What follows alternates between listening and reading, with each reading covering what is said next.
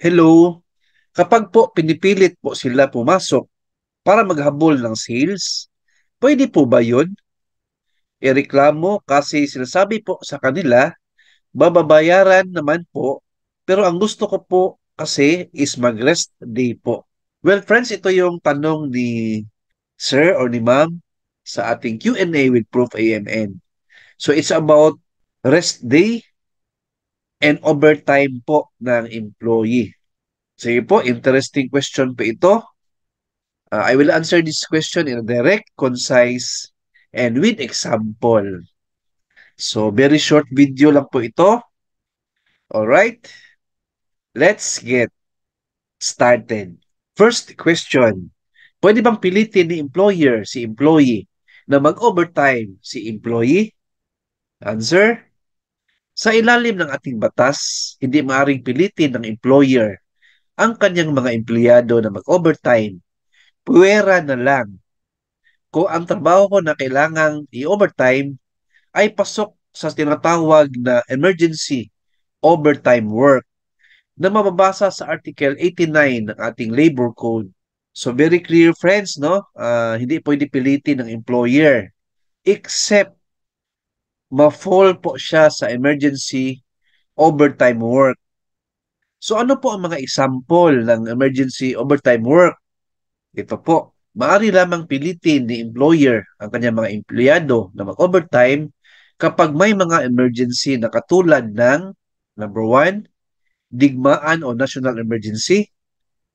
Number two, lokal na kalamidad kung saan kailangan ang pag-o-overtime ng mga empleyado upang maisalba ang buhay ng mga tao, maiwasan ang pinsala ng mga ari-arian at upang mapanatili ang kaligtasan ng publiko. Number three, mga pagkatataon na kailangan ng agarang pagkukumpuni sa mga makinarya at iba pang mga kagamitan upang maiwasan ang malubhang pagkalugi ng employer. Number four, mga pagkakataon na kailangan ang overtime upang maiwasan ang pagkasira ng mga perishable goods. Number five, mga pagkakataon na kailangan tapusin ang trabahong nasimulan sa ikawalong oras ng trabaho upang maiwasan ang perwisyo sa negosyo o operations ng employer. So, yan po ang mga example, friends, no? Very clear po. So, sa case po ni sir or ni ma'am, yung nagtatanong kanina, it's about sales lang po, no? Sa company. I think hindi po kasali dito sa five na example. So, ibig sabihin, sir or ma'am, hindi po tayo pwedeng pilitin ni employer kasi hindi mo siya nabilong sa five examples natin. That's my understanding po sa ating presentation. Right? Paano po kung pasok po sa lima na example, tapos pilitin ka ni employer na mag-overtime, tapos ayaw po ninyo? Simple said, or paano kung hindi susunod sa utos ni employer na mag-overtime si employee?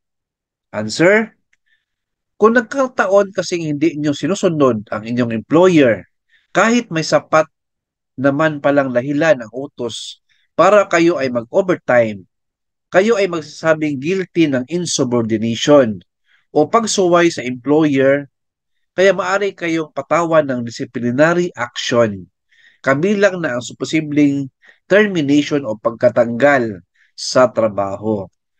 Yan din po ang problema, no? Kung hindi ka susunod sa employer, pwede po tayong guilty ng insubordination o pagsuway sa utos ng employer. Grounds din yan for termination or pagkatanggal po ninyo ng trabaho.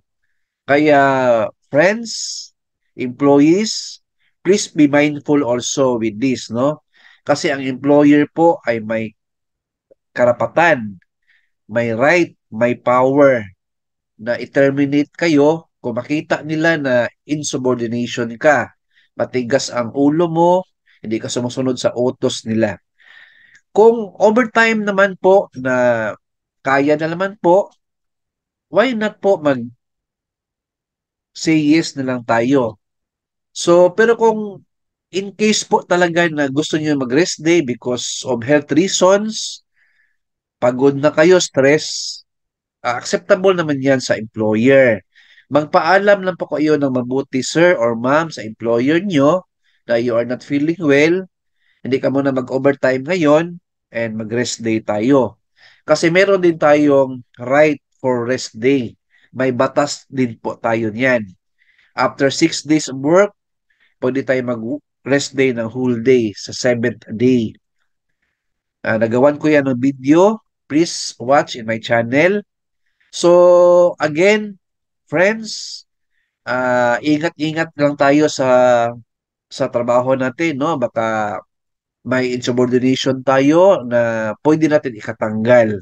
Kung kaya naman mag-overtime, wala kang importante na lakad, hindi ka stress, mag-say yes na lang tayo. Anyway, may overtime pay naman siguro, right? Pero kung not feeling well tayo, may sakit tayo, paalam na po tayo sa ating employer ng mabuti para i-allow tayo na hindi mo nang mag-overtime. Alright? So, hope na nasagot ko yung question ni sir or ni ma'am. Please like, share this video, and subscribe my YouTube channel. Thank you, God bless, and 2 thumbs up.